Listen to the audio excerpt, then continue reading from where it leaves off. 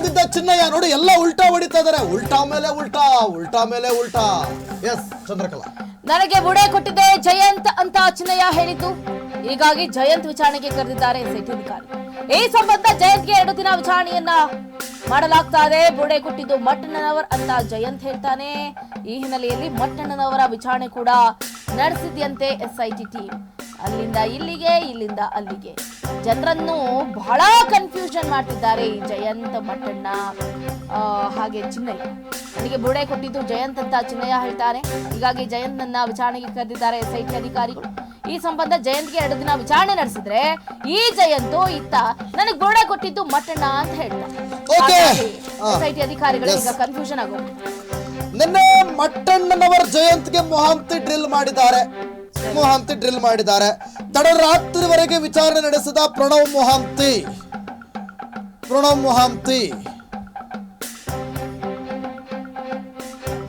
ಓಕೆನಾ. ವಿಚಾರಣೆ ಬಳಿಕ ಎಸ್ಐಟಿ ಕಚೇರಿಯಲ್ಲಿ ಉಳಿಯಲು ವ್ಯವಸ್ಥೆ ಆಗಿತ್ತಂತೆ. ಇಂದು ಕೂಡ ಜಯಂತ್ ಮಟ್ಟಣ್ಣನವರಿಗೆ ಡ್ರಿಲ್ ಮಾಡಿದ್ದಾರೆ. ಮಾಡಿ ಬಿಡಬೇಡಿ, ಬಿಡಕ್ಕೆ ಹೋಗ್ಬೇಡಿ, ಮಾಡಿ ಎಷ್ಟಾಗುತ್ತೋ ಅಷ್ಟು ಡ್ರಿಲ್ ಮಾಡಿ, ಗ್ರಿಲ್ ಮಾಡಿ, ಎಷ್ಟು ಕಬಾಬ್ ಮಾಡ್ತೀರಾ ಮಾಡಿ. ಓಕೆ ನೋಡಿ, ಇನ್ನ ಗಮನಿಸಬೇಕಾಗುತ್ತೆ. ಇನ್ನ ಚಿನ್ನಯ್ಯನ ಸಂಪರ್ಕಕ್ಕೆ ಮೊದಲು ಯಾರು ಬಂದಿದ್ದು ಅನ್ನುವಂತ ಪ್ರಶ್ನೆ ಈಗ ಉದ್ಭವ ಆಗ್ತಾ ಇದೆ. ಹಂಗೆ ಚಿನ್ನಯ್ಯನನ್ನ ಮೊದಲು ಪರಿಚಯಿಸಿದ್ದು ಯಾರಪ್ಪ? ಪ್ರಶ್ನೆಗಳ ಮೇಲೆ ಪ್ರಶ್ನೆಗಳನ್ನ ಕೇಳ್ತಿದ್ದಾರೆ ತನಿಖಾಧಿಕಾರಿಗಳು. ಮಟ್ಟಣ್ಣನವರ್ ವಿಠಲ್ ಗೌಡಗೆ ಪ್ರಶ್ನೆಗಳ ಸುರಿಮಳೆಯನ್ನ ಗೈತಿದ್ದಾರೆ. ಸೌಜನ್ಯ ಮಾವ ವಿಠಲ್ ಗೌಡಗೆ ಪ್ರಶ್ನೆಗಳ ಸುರಿಮಳೆಗೈದಿರುವಂತದ್ದು ಸಾಕಷ್ಟು ಗಂಭೀರತೆ ಪಡ್ಕೊಂಡಿದೆ ಎಸ್ಐಟಿ ತನಿಖೆಯ ಹಾದಿ. ಈಗಾಗಲೇ ಪ್ರಮುಖ ಪಾತ್ರವನ್ನ ವಹಿಸಿರುವಂತಹ ಮಟ್ಟಣ್ಣ, ಗಿರೀಶ್, ತಿಮರೋಡಿ ಇವರೆಲ್ಲ ಒಂದ್ ಕಡೆ ಹೆಂಗಾಗ್ಬಿಟ್ಟಿದಾರಂತಂದ್ರೆ, ಈಗಾಗಲೇ ನೀವು ಹೇಳಿದ್ರಿ ನವಗ್ರಹಗಳು ಅಂತ. ಸೊ ಈ ಪ್ರಕರಣಕ್ಕೆ ಅವರೇ ಒಂಥರ ನವಗ್ರಹಗಳು ಅಂತ ಹೇಳಬೇಕು ಅಥವಾ ಶನಿಗಳು ಅಂತ ಹೇಳಬೇಕು, ಗೊತ್ತಿಲ್ಲ ಆಕ್ಚುಲಿ ಹೇಳ್ಬೇಕಂತಂದ್ರೆ. ಒಂದ್ ಕಡೆ ನೋಡಿ, ಇದ್ದಿದ್ದಾಗಿ ಒಪ್ಕೊಳ್ತಾನೂ ಇಲ್ಲ, ಬೇರೊಬ್ಬರ ಮೇಲೆ ಹೇಳ್ತಾ ಇಲ್ಲಿ ರಾಜ್ಯದ ಜನತೆಯ ನಿದ್ದೆಯನ್ನು ಕೂಡ ಗೆಡಿಸ್ತಾ ಇದ್ದಾರೆ. ಅಷ್ಟೇ ಅಲ್ಲದೆ ಎಸ್ಐಟಿ ಅಧಿಕಾರಿಗಳ ಅವರು ಪ್ರಾಮಾಣಿಕವಾಗಿ ಕೆಲಸವನ್ನ ಮಾಡ್ತಿದ್ದಾರೆ. ಅವರ ದಾರಿಯನ್ನು ತಪ್ಪಿಸುವಂತಹ ಕೆಲಸವನ್ನ ಯಾಕೆ ಮಾಡ್ಬೇಕು? ಈಗ ದಾರಿ ತಪ್ಪುವಂತದ್ದೇ ಅಲ್ವಾ. ಅವನ್ ಯಾರೋ ಬರ್ತಾನೆ, ಒಂದ್ ಹೇಳಿಕೆ ಕೊಡ್ತಾನೆ, ಇವನ್ ಯಾರೋ ಬರ್ತಾನೆ, ಇನ್ನೊಂದು ಅಂದ್ರೆ ದಿನ ಬೆಳಗಾದ್ರೆ ಒಬ್ಬೊಬ್ರು ಬಂದ್ರೆ ಎಸ್ಐಟಿ ಅಧಿಕಾರಿಗಳು ಅವರ ವಿಚಾರಣೆ ನಡೆಸೋದಕ್ಕೆ ಆಗುತ್ತಾ? ಯಾರ್ಯಾರು ಬರ್ತಾರಲ್ಲ ಮನೆಗೆ? ವಿಠಲ್ ಗೌಡನಾ? ನೋಡಿ, ಅದೇ ಹೇಳ್ದೆ ನಾನೀಗ. ಓಹೋ, ವಿಠಲ್ ಗೌಡ ಅವರು ಚೇಂಜ್ ಆಗ್ಬಿಟ್ಟಿದ್ದಾರೆ. ಹೊಸ ಎಂಟ್ರಿ ಅಲ್ಲ, ಹಳೆ ಎಂಟ್ರಿನೇ ಇದು ವಿಶೇಷ ಪಾತ್ರದಲ್ಲಿ. ಇವರೇ ಅಂತಲ್ಲ ಚಿನ್ನಯ್ಯನಿಗೆ ಕರೆದು ಹೆಣಗಳನ್ನ ಊತಿದ್ ನೀನ್ ಅಲ್ವೇನೋ ಅಂತೇಳಿ ಸ್ಟಾರ್ಟ್ ಮಾಡ್ಕೊಂಡಿದ್ದು. ಸೌಜನ್ಯರ ಮಾವ ಇವ್ರೆ ವಿಠಲ್ ಗೌಡ ಅಂದ್ರೆ ಇವ್ರದ್ದು ಹೋಟೆಲ್ ಬೇರೆ ಇತ್ತು. ಕೊನೆಯದಾಗಿ ಸೌಜನ್ಯನನ್ನ ನೋಡಿದ್ದು ನೋಡಿದ್ದು ಇವ್ರೆ. ಓಕೆ, ಈಗ ಅವ್ರದ್ದೇ ತಗೋಬಿಡವ, ವಿಠಲ್ ಗೌಡ ಅವ್ರದ್ದು. ಧರ್ಮಸ್ಥಳ ಬುರುಡೆ ರಹಸ್ಯದ ಅತಿ ದೊಡ್ಡ ಎಕ್ಸ್ಕ್ಲೂಸಿವ್ ಅನ್ನ ನಾವೀಗ ನಿಮ್ಮ ಮುಂದೆ ಇಡ್ತೀವಿ. ಆಪರೇಷನ್ ಬುರುಡೆ ಗ್ಯಾಂಗ್. ಧರ್ಮಸ್ಥಳ ಬುರುಡೆ ರಹಸ್ಯದ ಅತಿ ದೊಡ್ಡ ಎಕ್ಸ್ಕ್ಲೂಸಿವ್. ರೆಬೆಲ್ ಟಿವಿ ಬಿಚ್ಚಿಡ್ತಿದೆ ಬುರುಡೆ ಮೂಲದ ರಹಸ್ಯ. ಬುರುಡೆ ಕೊಟ್ಟಿದ್ಯಾರು? ನೇತ್ರಾವತಿ ತೀರದ ರಹಸ್ಯವೇನು? ಎಸ್ಐಟಿ ವಿಚಾರಣೆ ವೇಳೆ ಬಯಲಾಯಿತು ಸ್ಫೋಟಕ ಮಾಹಿತಿ. ಬುರುಡೆ ಕೊಟ್ಟಿದ್ಯಾರು? ನೇತ್ರಾವತಿ ತೀರದ ರಹಸ್ಯ ಏನು? ಚಿನ್ನಯ್ಯ ಈಗ ಜೈಲು ಪಾಲಾಗಿದ್ದಾನೆ. ಇನ್ನು ಮೇಲೆ ಏನಾದ್ರೂ ವರದಿಯನ್ನ ಕೊಡಬಹುದೇ? ಎಸ್ಐಟಿ ಇಲ್ಲಿವರೆಗೂ ಏನೆಲ್ಲ ತನಿಖೆಯನ್ನ ಮಾಡಿದ್ದಾರೆ ಅಂತ ಏನಾದ್ರೂ ವರದಿ ಬರಬಹುದೇ? ಎಸ್, ರೆಬೆಲ್ ಟಿವಿಯಲ್ಲಿ ಬುರುಡೆಗೆ ಸಂಬಂಧಪಟ್ಟಂತಹ ಸ್ಫೋಟಕ ಸುದ್ದಿ ರಿವೀಲ್ ಆಗ್ತಾ ಇದೆ. ಚಿನ್ನಯ್ಯನಿಗೆ ಬುರುಡೆ ತಂದ್ಕೊಟ್ಟಿದ್ದೆ ಸೌಜನ್ಯ ಮಾವ ಅಂತ. ನೋಡಿ, ಏನು ಎಲ್ಲಿಂದ ಲಿಂಕು? ಬುರುಡೆ ತಂದ್ಕೊಟ್ಟಿದ್ದೆ ಸೌಜನ್ಯ ಮಾವ ಅಂತ ವಿಠಲ್ ಗೌಡ ಹೇಳಿಕೆಯನ್ನ ಕೊಡ್ತಾ ಇದ್ದಾರೆ.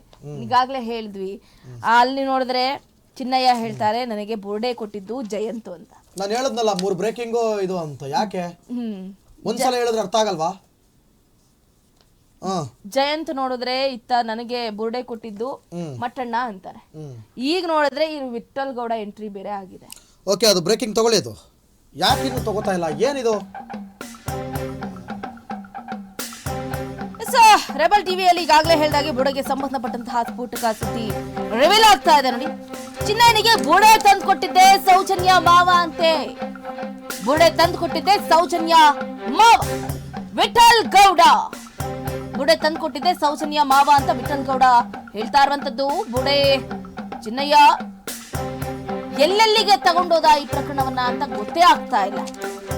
ರೆಬಲ್ ಟಿವಿಯಲ್ಲಿ ಬುರುಡೆಗೆ ಸಂಬಂಧಪಟ್ಟಂತಹ ಸ್ಫೋಟಕ ಸುದ್ದಿ ರಿವೀಲ್ ಆಗ್ತಾ ಇದೆ ನೋಡಿ. ಬುರುಡೆ ತಂದ್ಕೊಟ್ಟಿದ್ದೆ ಸೌಜನ್ಯ ಮಾವ ಅಂತ ಈಗ ವಿಠಲ್ ಗೌಡ ಸ್ಫೋಟಕ ಹೇಳಿಕೆಯನ್ನು ಕೊಟ್ಟಿದ್ದಾರೆ. ವಿಠಲ್ ಗೌಡಗೆ ಇತ್ತು ಹಳೆಯ ಸ್ನೇಹ. ಸೌಜನ್ಯ ಮಾವನಿಗೂ ವಿಠಲ್ ಗೌಡಗೂ ಬಹಳ ಆತ್ಮೀಯತೆ ಇತ್ತಂತೆ. ಆತ್ಮೀಯತೆ ಎಲ್ಲೆಲ್ಲಿಗೂ ಕರ್ಕೊಂಡು ಹೋಯ್ತು, ಸ್ಮಶಾನದವರೆಗೂ ಕರ್ಕೊಂಡು ಹೋಯ್ತು ಅಥವಾ ಬುರುಡೆವರೆಗೂ ಕರ್ಕೊಂಡು ಹೋಯ್ತು ಗೊತ್ತಿಲ್ಲ, ಅದನ್ನ ಅವರೇ ಹೇಳ್ಬೇಕಿಲ್ಲ. ಓಕೆ, ನೇತ್ರಾವತಿ ನದಿ ತೀರದಲ್ಲಿ ಹೋಟೆಲ್ ಇಟ್ಟಿದ್ದ ವಿಠಲ್ ನೋಡಿ. ಬಂತು, ನಾನು ಅವತ್ತಿಂದ ಹೇಳ್ತಿರೋ ಪಾಯಿಂಟ್ಸ್ ಈಗ ಬರ್ತಾ ಇದೆ. ನೇತ್ರಾವತಿ ನದಿ ತೀರದಲ್ಲಿ ಹೋಟೆಲ್ ಇಟ್ಟಿದ್ದ ವಿಠಲ್ ಏನ್ ಆಲ್ರೆಡಿ ಮುಗ್ದೇ ಹೋಯ್ತಲ್ರಿ. ನಾನ್ ತಗೋಬೇಕಾಗಿರೋ ಬ್ರೇಕಿಂಗು ಅವ್ರಿಗೆ ಹೇಳಿಲ್ವೇನ್ರಿ? ಅವ್ರು ಹೇಳೋವರೆಗೂ ಅದು ಅಂತ. ನೇತ್ರಾವತಿ ನದಿ ತೀರದಲ್ಲಿ ಹೋಟೆಲ್ ಇಟ್ಟಿದ್ದ ವಿಠಲ್ ಗೌಡ ಅಂಗಡಿಯಲ್ಲೇ ವಾಸಿಸುತ್ತಿದ್ದ ಚಿನ್ನಯ್ಯ ನದಿ ತೀರದಲ್ಲಿ ಭಕ್ತರು ಬಿಡ್ತಿದ್ದ ವಸ್ತುಗಳನ್ನ ನೀಡುತ್ತಿದ್ದ. ಮೃತದೇಹಗಳ ಬಳಿ ಸಿಕ್ಕ ಚಿನ್ನ, ಬೆಲೆ ಬಾಳುವ ವಸ್ತು ಕೊಡ್ತಿದ್ದ. ಸೌಜನ್ಯ ಮಾವ ವಿಠಲ್ ಗೌಡಗೆ ನೀಡುತ್ತಿದ್ದ ಮಾಸ್ಕ್ ಮ್ಯಾನ್ ಚಿನ್ನಯ್ಯ. ಯಾವುದೇ ಕ್ಷಣದಲ್ಲಿ SIT ಅಧಿಕಾರಿಗಳಿಂದ ವಿಠಲ್ ಗೌಡ ಅರೆಸ್ಟ್ ಆಗುವಂತ ಸಾಧ್ಯತೆ ಇದೆ. ಸೌಜನ್ಯ ಮಾವನಿಗೆ ಇದೆಲ್ಲ ಬೇಕಿತ್ತ? ಸೌಜನ್ಯಳ ಮಾವನಿಗೆ ಇದೆಲ್ಲವೂ ಕೂಡ ಬೇಕಿತ್ತ? ಇದೆಲ್ಲವೂ ಕೂಡ ಬೇಕಿತ್ತ ಸೌಜನ್ಯಳ ಮಾವನಿಗೆ? ತನ್ನ ಸೊಸೆಗೆ ನ್ಯಾಯ ಕೊಡಿಸೋದನ್ನ ಬಿಟ್ಟು ಈ ಅನ್ಯಾಯದ ದಾರಿಲ್ಲ ನಡೀತಾ ಇದ್ದಾರೆ ಅವರು. ತಾವು ಈಗ ಮಾಡ್ತಾ ಇರೋದು ಅನ್ಯಾಯ ಅಲ್ವೇ ವಿಠಲ್ ಗೌಡ್ರೆ? ಇದು ನ್ಯಾಯನಾ? ಏನೋ ಅಪ್ಪ, ನಮಗೆ ಏನು ಹೇಳಬೇಕು ಏನು ಬಿಡಬೇಕು ಒಂದೂ ಗೊತ್ತಾಗಲ್ಲ. ಈಗ ಕೋರ್ಟ್ ಆದೇಶ ಆಗಿದೆ, ಚಿನ್ನಯ್ಯನಿಗೆ ಜೈಲು ಪಾಲಾಗಿದ್ದಾರೆ. ಇವರೆಲ್ಲ ಜೈಲು ಪಾಲಾಗ್ತಾರೋ? ಇವರೆಲ್ಲ ಸತ್ಯವಂತರೋ ನಿಜವ ನೀರ್ ಪಾಲಾಗ್ತಾರೋ? ನೀವ್ ಹೇಳ್ದಂಗೆ ಗೊತ್ತಿಲ್ಲ ಏನು ಏನ್ ಕತೆ ಅಂತ.